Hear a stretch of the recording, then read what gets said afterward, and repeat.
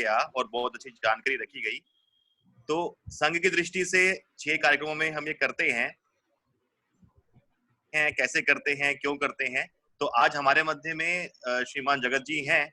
आपके पास विभाग में, केशव विभाग में सह विभाग कार्यवाह का दायित्व है और आप इसके बारे में हमें थोड़ी जानकारी देंगे तो हमारे लिए भी एक शुभ कार्य रहेगा और दिन भी हमारा अच्छा जाएगा। तो जगत जी, आपके लिए मैं स्क्रीन दे रहा हूँ।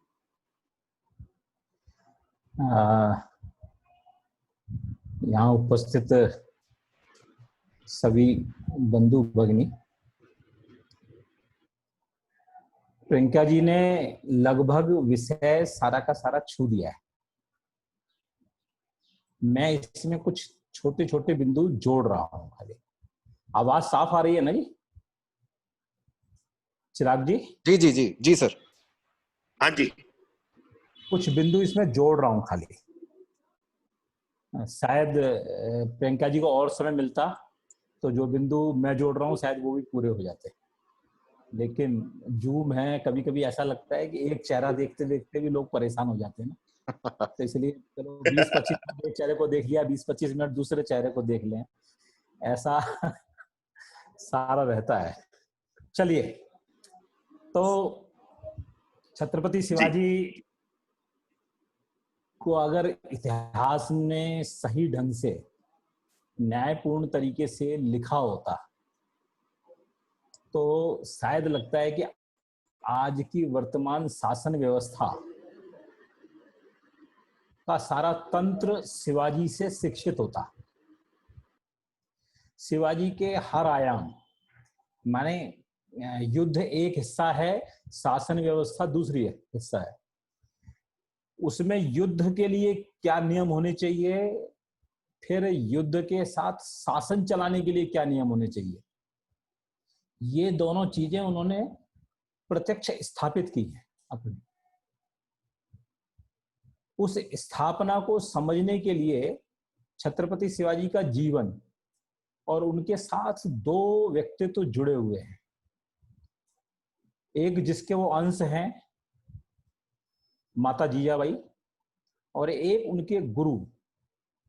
बहुत सारे गुरु हैं, दादा कौंडदेव भी, जिन्होंने उनको शस्त्र विद्या, प्रशासन की जानकारी, इस तरीके की बहुत सारी चीजों में निपुणता उनको दिलवाई।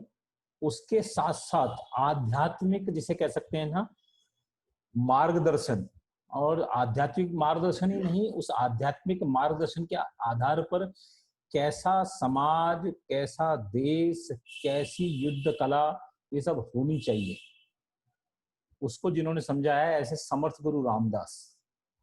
इन दो लोगों का उनके जीवन पर सबसे ज्यादा प्रभाव है। छत्रपति शिवाजी को मैं के जीवन से माता जीजाबाई को अगर निकाल दें थोड़ी देर के लिए, तो छत्रपति शिवाजी जीरो हैं। आपको जानकर के चले जाएगा। जिस समय जन्म का काल है तो नाना और पिता दोनों के अंदर कोई वैचारिक मतभेद हो गया। वो नाना के घर माता जीजाबाई रह नहीं पाई, उनको वहां से निकलना पड़ा। प्रियंका जी ने उस किले की जानकारी दी है। वो शिवनेरी का किला है। कभी मौका मिले महाराष्ट्र में घूमने का तो शिवनेरी के किले को देखने जाना चाहिए।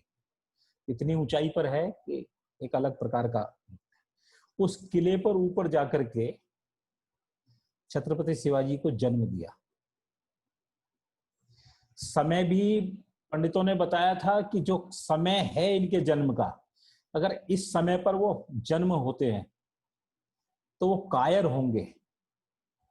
तो माता जीजाबाई ने उनके जन्म का समय बदला है। आप सोच के देखिए, एक गर्भवती माँ की क्या स्थिति होती है जब वो अपने गर्भ के काल का अंतिम समय गुजार रही होती है।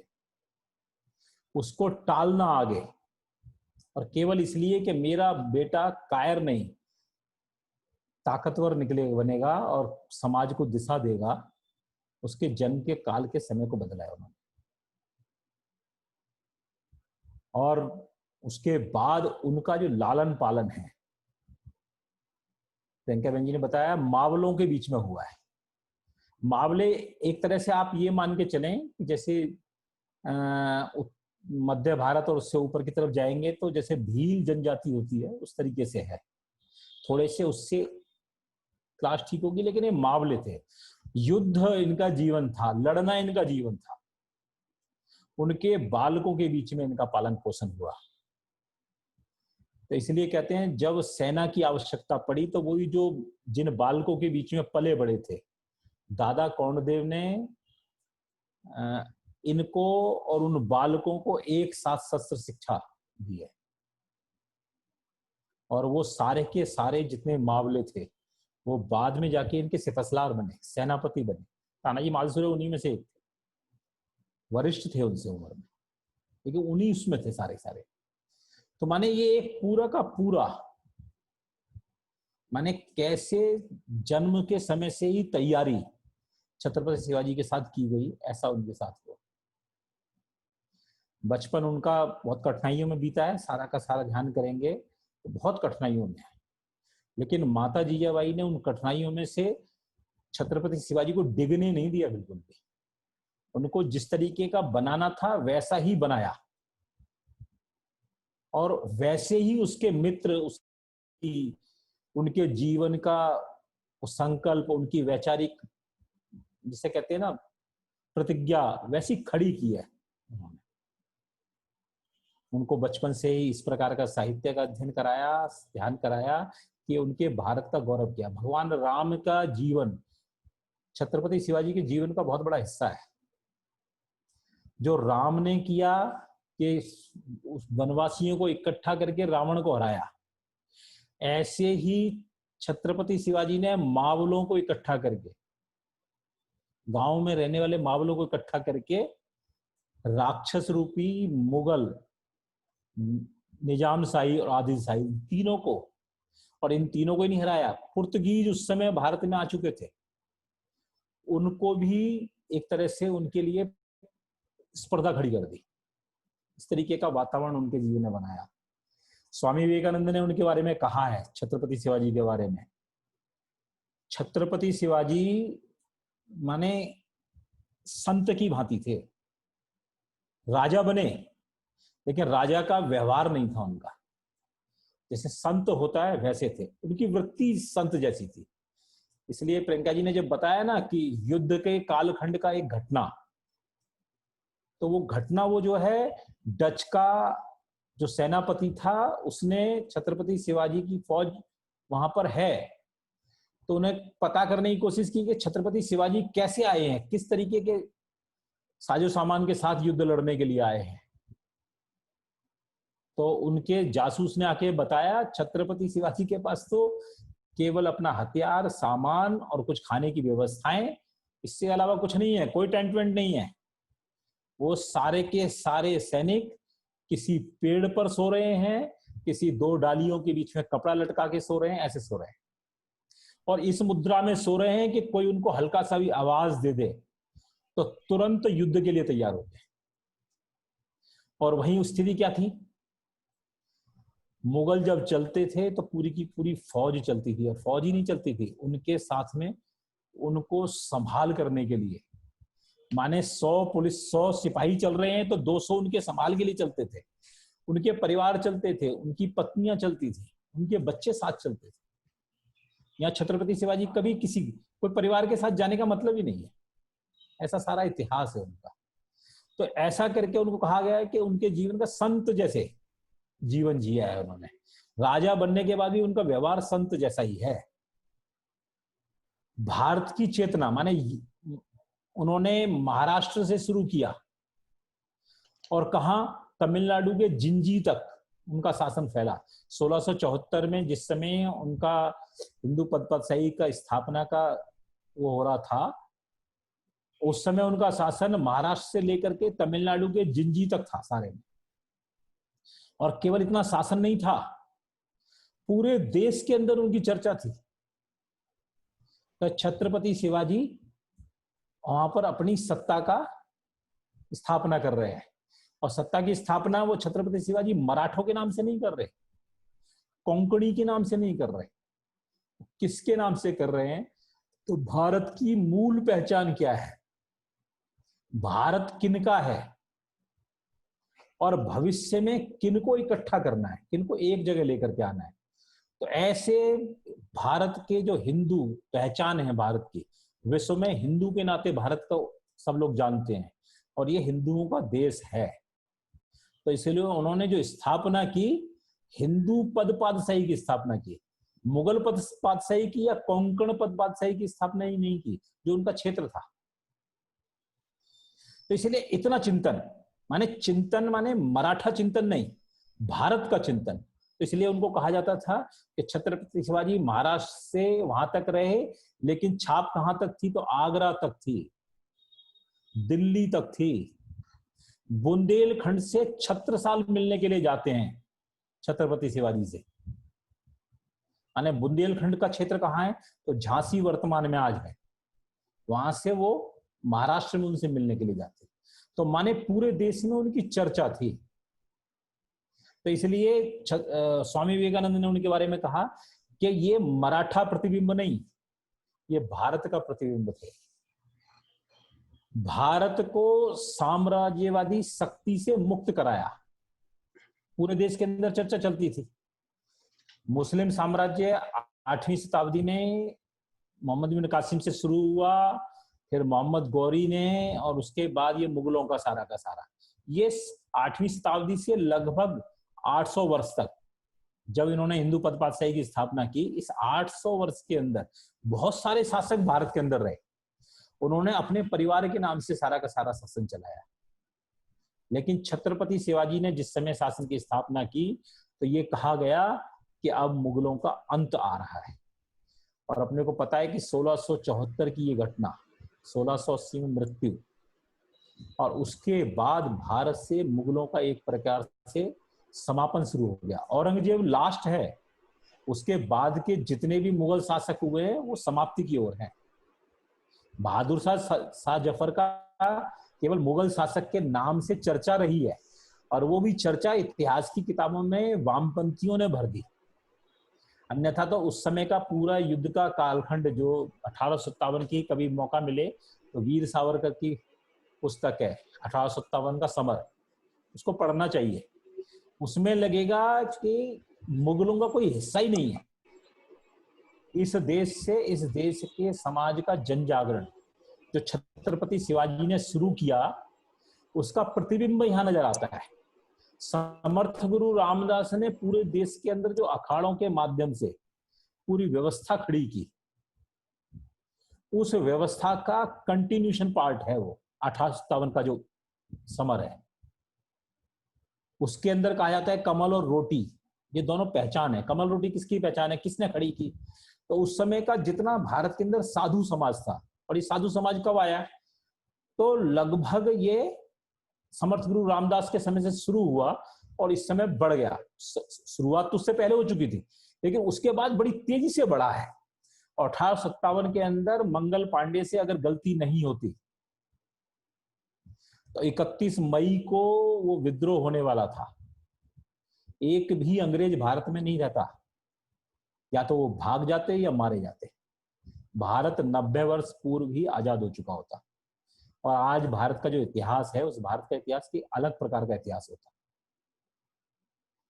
तो इस प्रकार से छत्रपति शिवाजी एक प्रकार से कहें तो भारत को आजादी की तरफ लाने वाली शुरुआत है। और उन्होंने जिस तरीके का सारा वातावरण उस समय खड़ा किया वो है। उनके बारे में कहा जाता है जितने भी युद्ध उन्होंने कहते थे, वो कहते मैं युद्ध जीतने के लिए नहीं लड़ता, लड़ने के लिए नहीं लड़ता, जीतने के लिए युद्ध लड़ता हूं। मतलब युद्ध कभी भी वो लड़ने के लिए लड़ते थे कि मेरा लड़ना बहुत जरूरी है। उनका सीधा उद्देश्य होता था मेरे को युद्ध जीतना कैसे है, किसी भी नीति से जीतना पड़े, मेरे को युद्ध जीतना है। इसके लिए अफजल खां वाली जो घटना है, उसके लिए बहुत सारे उन्होंने किले छोड़ते गए और संधि के लिए ग्राउंड को तोड़ाए, और संधि के रूप में अफजल खां को मारा है उन्होंने, अर्थात उससे सारे किले वापस लिए हैं। माने उनके जीवन का लक्ष्य था युद्ध, माने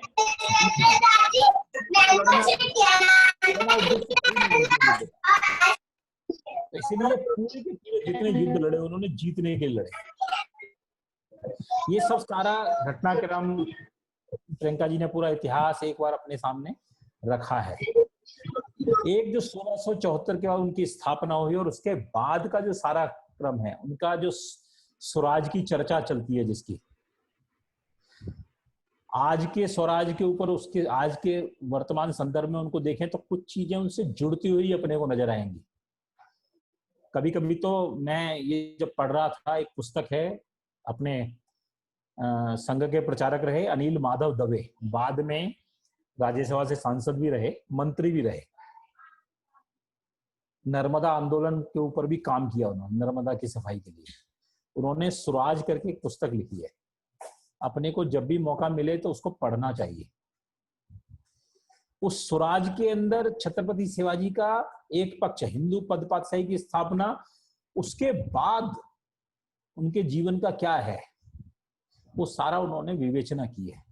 किस प्रकार का प्रशासन होना चाहिए, किस प्रकार की सैन्य व्यवस्था होनी चाहिए, किस प्रकार का व्यापार होना चाहिए, तकनीक का आदान प्रदान कैसा होना चाहिए, उसकी चर्चा है उस पुस्तक के अंदर। तो कभी अपने को मौका मिले तो अनिल माधव दवे जी की स्वराज इसको पढ़े, तो विस्तार से छत्रपति शिवाजी का जीवन उसमें दिया है और उनकी सब व्यवस्थाओं के बारे में जिक्र किया है उन्होंने। आर्थिक नीति, वर्तमान में जो आर्थिक नीति की चर्चा चलती है, अगर उस आर्थिक नीति को वर्तमान में जोड़ दिया जाए तो भारत की दिशा ही कुछ और बदल जाएगी। ऐसा करके उन्होंने चर्चा की है। तो उसी के कुछ बिंदु जो उनके बाद में 1674 के बाद की घटनाक्रम हुए, उसके बारे में उनके स्वराज के जो संकल्प के सूत्र थे, उनके सुशासन, समाज की भागीदारी, हर व्यक्ति के मन में स्वराज का भाव भरना, पारदर्शिता, समाज के प्रति जवाबदेही और समाज जो है उसके जीवन के स्तर में सुधार हो। वर्तमान शासन व्यवस्था के बारे में बातचीत करें तो इन्हीं सब विषयों की चर्चा चलती है। हम पारदर्शी का विषय क्या कहते हैं कि माने व्यक्ति का जो जीवन है, जो नेता है, जो देश पे शासन कर रहा है, उसके दो जीवन नहीं होते, जो वो आज नजर आ रहा है और जो बाद में नजर आएगा, मतलब सामने और पीछे, वो एक जैसा जीवन होना चाहिए। इसलिए पारदर्शी जीवन कहा है। सुशासन की बात कही है उन्होंने, माने शासन के अंदर कहीं पर भी कोई लाग लपेट नहीं, अपना तेरा नहीं, सब समाज का है, ये मान करके चर्चा करने वाला मामला। हर व्यक्ति की भागीदारी उसमें जुड़े, हर व्यक्ति को लगे कि उसका अपना स्वराज है, अपना राज है। ऐसा करके कहा जाता था कि वहां के उनके समाज के लोग बोला करते थे कि हमारे ऊपर कोई राजा शासन नहीं करता है, हमारे ऊपर जो शासन करता है वो हम स्वयं हैं।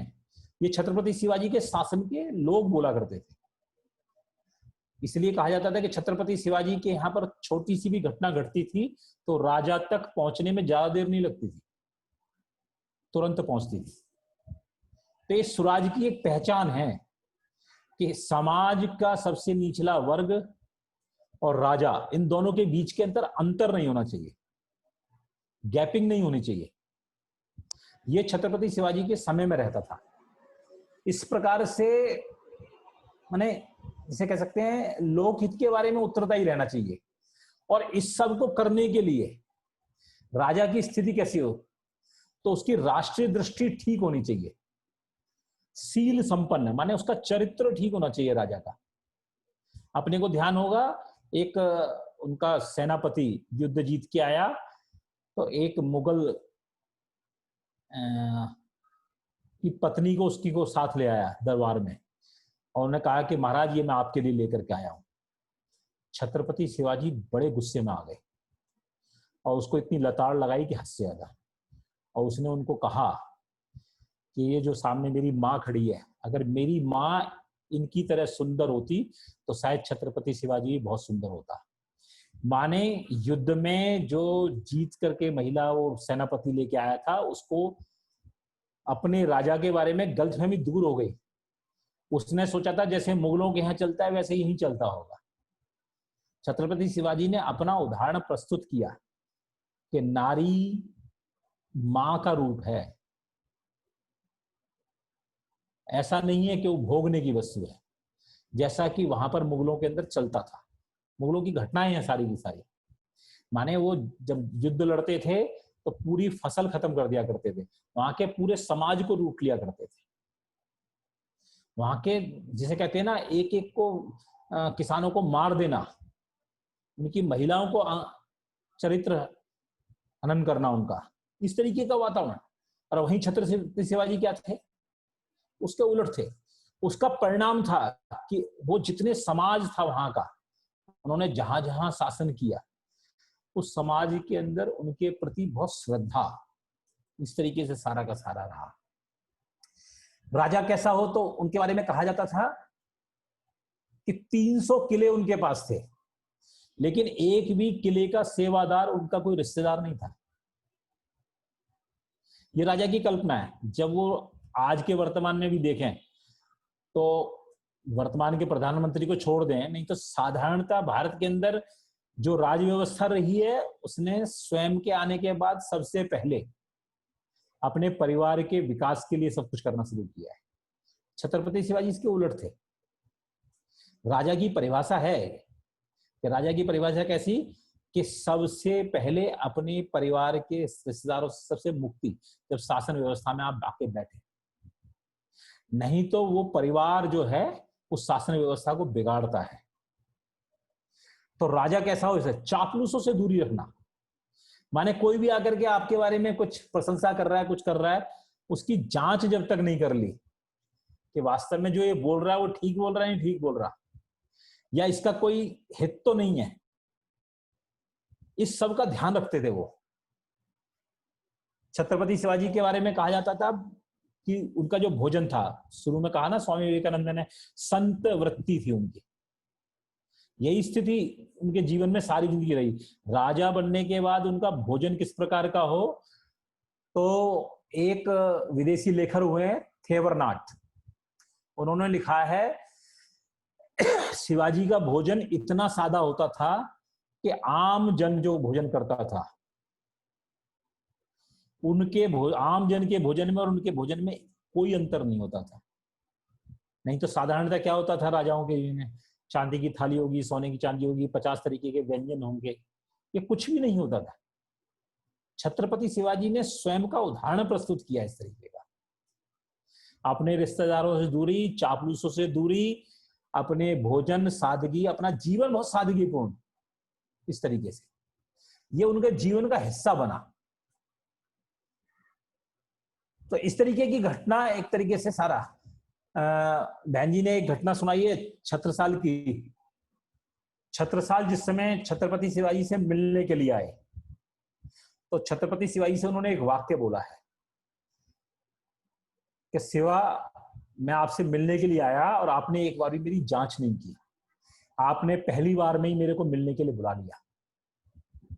तो छत्रपति शिवाजी ने कहा रुकिए, और उन्होंने अपने एक गुप्तचर को बुलाया और उन्होंने कहा गुप्तचर से कि बताइए ये राजा छत्रसाल कब चले थे और कब तक। राजा छत्रसाल के सोचने, जब उन्होंने सोचना शुरू किया कि मुझे छत्रपति शिवाजी से मिलना है, उस समय से लेकर के छत्रपति शिवाजी के दरबार तक पहुंचने का दिन और तिथियां उस गुप्तचर ने बताई उनको। छत्रपति शिवाजी के बारे में कहा जाता था कि उस समय गुप्तचर व्यवस्था माने ऐसी कि जहां पर भी छत्रपति शिवाजी की चर्चा होती थी वहां उनका गुप्तचर जरूर होता था। छत्रपति शिवाजी को जहां जाना होता था वहां गुप्तचर होता था। छत्रपति शिवाजी 4 वर्ष बाद, 5 वर्ष बाद वहां क्या क्या योजना लेकर के जाएंगे, उस तक की गुप्तचरों को पहले से तैयारी कराया करते थे।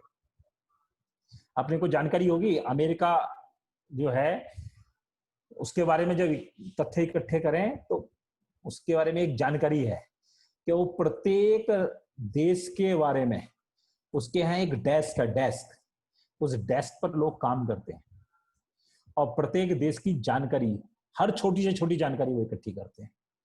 और उस देश में जितने प्रकार के मत पंथ चलते हैं, वैचारिक समूह चलते हैं, उन सब के भी डेस्क होते हैं।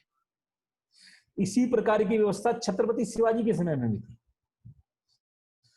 पूरे भारत के अंदर और आसपास जहां से भी मुगल आए थे, डच आते थे, अंग्रेज आते थे, वहां पर अपने लोगों को भेजना, जहां लोग नहीं पहुंचते थे तो उनके लोगों को खरीदना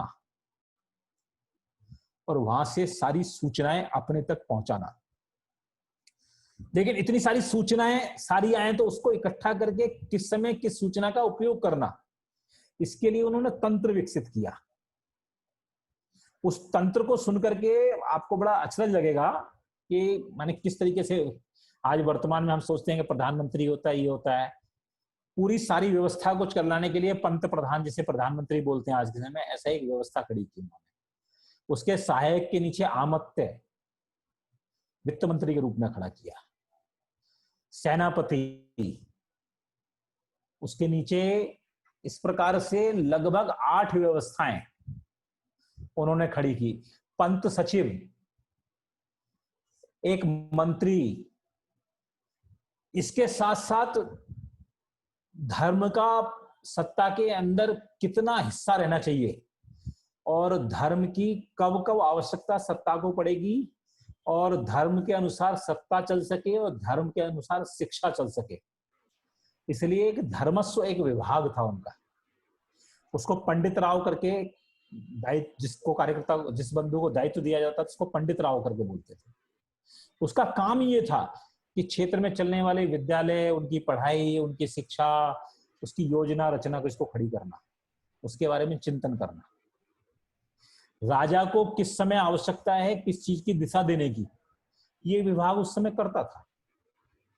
और केवल राजा के, इस देश के नहीं, अन्य मत पंथ के लोग भी भारत में आ रहे हैं। उन मत पंथ के लोगों को किस तरीके के विचार व्यवहार हैं उनके, उस तक की चिंता चर्चा ये विभाग करता था। और राजा को जब जरूरत होती थी उसकी आवश्यकता के हिसाब से उनको सूचनाएं उपलब्ध कराता। माने इस प्रकार के सारे तंत्र उन्होंने, और अंत में एक न्याय व्यवस्था, जिसे आज के समय में न्यायाधीश बोलते हैं, ऐसी व्यवस्था उन्होंने खड़ी की।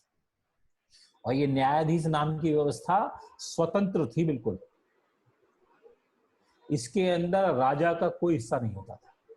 जिसके साथ भी घटना घटेगी वो राजा का परिवार होगा या किसान का, मजदूर का परिवार होगा, सबको न्याय समान मिलेगा।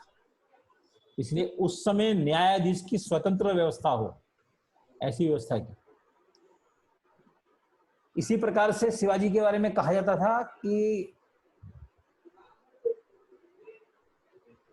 जीजाजी सारी सेना जो फौज काम करती थी, इस फौज को पूरे समय, सारे समय युद्ध नहीं करना, तो जिस समय खाली है तो वो क्या करेगी, तो उस खाली समय के लिए उनको खेती करना। प्रियंका बहन जी ने बताया सारी बातें। तो मैंने 8 महीने वो फौज लड़ना, अपना अभ्यास करना और 4 महीने खेती करना, ये उनकी व्यवस्थाओं के सारा का सारा पक्ष रहता। तो इस तरीके की सारी फौज की तैयारियां, उसकी सारी के सारे सिस्टम भारत के अंदर उस समय, क्योंकि ये सारा का सारा क्षेत्र महाराष्ट्र का और तमिलनाडु तक सारा क्षेत्र जाता था, ये सारा समुद्र के किनारे का आसपास का क्षेत्र बहुत बड़ा क्षेत्र था। तो नौसेना, इसकी एक उस समय तैयारी कैसी हो उसकी चिंता उन्होंने शुरू की। तो नौसेना के लिए बड़े जहाज ऐसे कुछ चाहिए उसके लिए। तो बड़े जहाज के लिए जब विदेशों से बातचीत की तो उन्होंने जहाज बेचने के लिए पुर्तगीज ने तैयार हुए, लेकिन उन्होंने कभी भी तकनीक नहीं दी, तो उन्होंने मना कर दिया। उन्होंने कहा कि हमें इतने बड़े जहाज नहीं चाहिए। वहां छोटी छोटी खाड़ियां उस क्षेत्र में घुसने के लिए होती थी, तो उन्होंने पहले शुरू में छोटी छोटी नावों का निर्माण किया और उन नाव को निर्माण करने के लिए उनको सारी की सारी एक विभाग बनाया, पूरा का पूरा उनकी व्यवस्था देखेगी, उनकी चर्चा करेगी, और उसी विभाग ने बड़े जहाज बनाना शुरू किया। और इन बड़े जहाजों के आधार पर सेना ने शुरू किया, युद्ध के काम में आए, साथ में ये व्यापार के काम में आए। व्यापार की नीतियां खड़ी की उन्होंने उस समय। मस्कट के राजा से उस समय उनका व्यापार का संबंध चलता था, तो उस समय कहा जाता था कि मस्कट से पहले पुर्तगीज और ये सारा का सारा पड़ते थे, उनसे व्यापार नहीं करते थे। कारण क्या था कि मस्कट का और पुर्तगीज का आपस में झगड़ा चलता था। तो व्यापार करते वक्त भी ये ध्यान रखना उनका, आज वर्तमान में हम ध्यान नहीं रखते, पाकिस्तान के साथ भी व्यापार चलता है और चाइना के साथ भी हमारा व्यापार चलता है। उस समय उन्होंने उस बात का ध्यान किया है कि मुझे व्यापार किस देश के साथ करना है, किस देश से सामान खरीदना है और किस देश को अपना सामान उपलब्ध कराना है। ये उस समय पॉलिसी बनाई उन्होंने, और उस पॉलिसी का परिणाम ये रहा कि मस्कट से उनका व्यापार चलता था, बीच में पुर्तगीज से कभी उन्होंने सामान का लेन देन नहीं किया। उस समय अंग्रेजों ने, इस समय सारी व्यवस्था चली, नमक को अचानक ही, नमक जो है सारा का सारा बाहर से खरीदा जाता था, तो नमक महंगा करना शुरू कर दिया। तो छत्रपति शिवाजी ने, क्योंकि विदेश से के सारे समुद्र के किनारे से जो अंग्रेज थे या पुर्तगीज से, इनके द्वारा नमक तो उन्होंने महंगा कर दिया। तो इन्होंने करा क्या कि नमक खरीदने के लिए उन्होंने अपनी व्यवस्थाएं सारी पहले डेवलप की। आपको जान करके चलो होगा, भारत के अंदर ये सफेद नमक खाने का, समुद्र का नमक खाने का जो चलन है, ये बहुत ज्यादा अंग्रेजों के बाद आया है। उससे पहले हमारे भारत के अंदर नमक कभी भी समुद्र का नहीं खाया जाता था। हमारे यहाँ खाने की व्यवस्था ही नहीं थी समुद्र का नमक खाने। सैदा नमक हमारे यहाँ प्रचलित था, काला नमक हमारे यहाँ प्रचलित था। आपको जान करके अचरज होगा, ये जो आदिलाबाद है अपना आंध्र प्रदेश के अंदर, आदिलाबाद, इसके आसपास के कुछ गांवों पर एक रविंद्र गुरुजी ने रिसर्च किया। हरा नमक होता है, पीला नमक होता है, ऐसे 10-11 तरीके के उस समय नमक हुआ करते थे। छत्रपति शिवाजी ने वहां के आसपास के जितने क्षेत्र थे उनसे नमक सारा इकट्ठा करना शुरू किया। उस नमक की अपनी एक व्यवस्था खड़ी थी सारी की सारी। अंग्रेज वहां नमक सस्ता ना बेच सके, पहले महंगा शुरू किया। उनको लगा कि ये तो नहीं फंस रहे, तो उन्होंने सस्ता करना शुरू किया नमक को, और इतना सस्ता कर दिया हमारा नमक महंगा हो गया, उनको महंगा हो गया। तो उन्होंने, आज के समय में एक प्रथा होती है, डंपिंग ड्यूटी लगाई जाती है। उस समय उन्होंने अपने वित्त मंत्री के कुछ सलाह देकर के कहा कि जितना भी नमक आता है उसके ऊपर कर लगाया जाए, और इतना कर लगाया जाए कि हमारा नमक सस्ता हो जाए और उनका नमक महंगा हो जाए। तो माने विदेश से कोई सामान आना है तो उस सामान को भारत में क्यों स्वीकार करना, हमारी आवश्यकता है कितनी है क्या, तो इसको उन्होंने सारा का सारा ध्यान किया। तो इसलिए वो जितनी भी तकनीक, जब भी कभी भी जरूरत पड़ी तो उन्होंने विदेशों से तकनीक खरीदी है। तोप के बारे में, उनके बारे में चर्चा है कि तोप की जिस समय आया तो पुर्तगीज से बातचीत की उन्होंने। पुर्तगीज ने तो कहा कि भाई तोप तो देंगे हम आपको, वो नहीं देंगे, तकनीक नहीं देंगे। तो उन्होंने साफ मना कर दिया। उन्होंने और लोगों से बातचीत की और तकनीक खरीद करके भारत से लाए। जो सब पुर्तगीज के अंग्रेजों के विरोध में थे और ऐसे कुछ लोग थे तो उस तकनीक को जानते थे, उनको बुलाया और यहाँ आकर के तोप का निर्माण शुरू किया। तो ऐसी बहुत सारी चीजें उन्होंने अपने शासन के अंदर शुरू की। इस सारे शासन को समझने के लिए सारा का सारा अपने को एक बार उनका अध्ययन, उनकी शासन व्यवस्था, इस पर करना चाहिए। एक दो बात बता के मैं अपनी बात समाप्त करूंगा। आपको जान करके थोड़ा सा आश्चर्य होगा, उनकी जो फौज थी उसके अंदर 1 लाख से ज्यादा घुड़सवार सैनिक थे।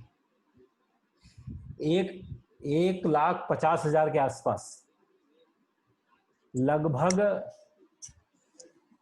पैदल सैनिक थे।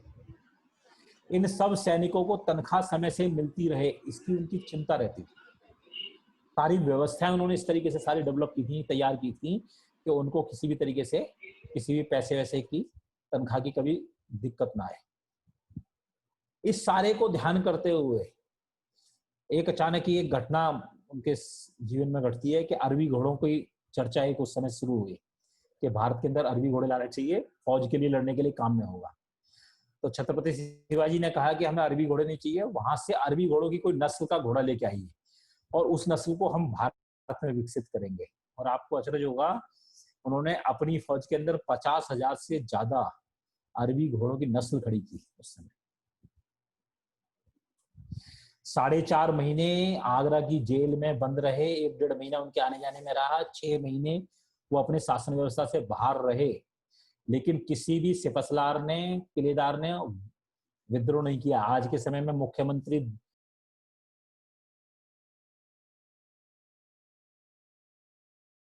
में ऐसा लगता है कि जैसे पीछे से कोई उसके शासन पर कब्जा ना कर ले। लेकिन उन्होंने ऐसी व्यवस्था और सारा तंत्र खड़ा किया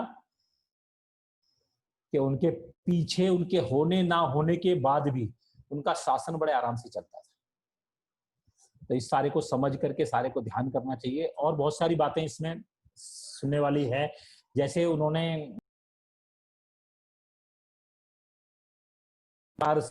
से उसका निराकरण करना चाहिए, उसमें राशि ना दे करके उनको सामान देना चाहिए, जैसे वर्तमान के प्रधानमंत्री कर रहे हैं प्रयोग। तो इस तरफ एक बार सोचना। तो माने इस प्रकार के बहुत सारे प्रयोग उस समय के शासनकाल में होते थे। अपन अध्ययन करेंगे, ध्यान करेंगे, बहुत सारी जानकारी अपने को मिलेगी। बहुत लंबा विषय है, इसको यहीं अभी रोकेंगे, तभी जी आगे जी समय भाई मिला तो साहब, इसको अभी अभी अपने मध्य में जो दो जानकारी आई, तो इस बार हमारे संपर्क विभाग ने एक प्रयोग किया जिसपे हमने संपर्क सूची से डॉक्टर प्रियंका जी से विशेष आग्रह किया था कि आपने जो रिसर्च एक्टिविटी आप करती हैं उसके बारे में जानकारी रखें। संघ हमेशा ये मानता है कि संघ और समाज मिलकर कार्य करेंगे तो हम राष्ट्र के गौरवान्वित भविष्य को सोच पाएंगे। जो विषय भी हमने लिया था वो भी इसलिए लिया था कि शिवाजी महाराज एक ऐसा इतिहास है जो हमें एकदम गौरवान्वित करता है। हमें लगता है कि भाई हमारे जो पूर्वज थे उन्होंने कितना बड़ा कार्य उस समय किया था, और उनकी प्रेरणा स्वरूप संघ और हम सब कार्यकर्ता मिलके वो कार्य करें। तो मेरी आवाज आ रही है जी? जी आ रही है, जी आ रही है। तो मैं आग्रह करूंगा अपने अपने टोली के कार्यकर्ता श्रीमती मंजू जी से कि आगे संचालन करते हुए कार्यक्रम का विराम की तरफ प्रस्तुत करें। तो आप अपनी बात रखें मंजू जी। जी ऐसा है, जैसा कि आप सभी जानते हैं, डॉक्टर प्रियंका कपूर जी और जगत मोहन जी ने जो हमें जानकारी दी उसके लिए मैं उनका तहे दिल से धन्यवाद करती हूँ। और आप जानते हैं जैसा कि 21 जून को योगा दिवस है, मैं उसके बारे में आपको थोड़ा सा बताना चाहूंगी। योग आप सभी को ज्ञात है, योग जो है हमारे ऋषि मुनियों की देन है। हम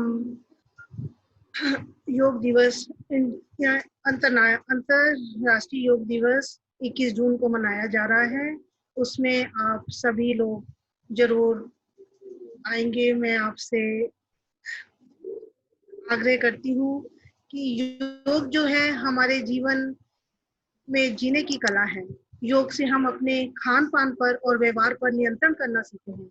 अगर आप ये देखिए कि आप कोरोना जैसी बीमारी हमारे भारत में आ चुकी है, हमें उससे लड़ने के लिए हमारा इम्यून सिस्टम ठीक होना बहुत जरूरी है। अगर हम अच्छा खाते हैं, उसके लिए अगर हमारा इम्यून सिस्टम ठीक नहीं होगा तो हम इस बीमारी से लड़ नहीं पाएंगे। इसलिए सुबह 1 घंटा अपने शरीर के लिए योग करना बहुत जरूरी है। योग करने से आपका इम्यून सिस्टम ठीक होता है और आपकी क्या है कि दिन में कार्य करने की क्षमता भी बढ़ती है। इसलिए योग से हमारा स्ट्रेस दूर होता है। योग करना हमारे लिए बहुत जरूरी है। 21 जून को हमारे जैसे प्रधानमंत्री जी नरेंद्र मोदी जी कहते हैं कि योग करने से निरोग रहते हैं, इसलिए योग करना बहुत जरूरी है। 21 जून को आप सभी योग दिवस जरूर मनाएं। वैसे तो रेगुलर योग करें, लेकिन 21 जून को इंटरनेशनल योग दिवस है। आप सभी योग जरूर करें और योग करें और निरोग रहें। धन्यवाद। कल्याण मंत्र के साथ समापन। सर्वे भवन्तु सुखिनः, सर्वे सन्तु निरामयाः, सर्वे भद्राणि पश्यन्तु, मा कश्चित् दुःखभाग् भवेत्। धन्यवाद। संपर्क विभाग की पूरी टोली का आप सभी का हार्दिक धन्यवाद व्यक्त करती हूँ कि आप सभी इस कार्यक्रम में उपस्थित रहे।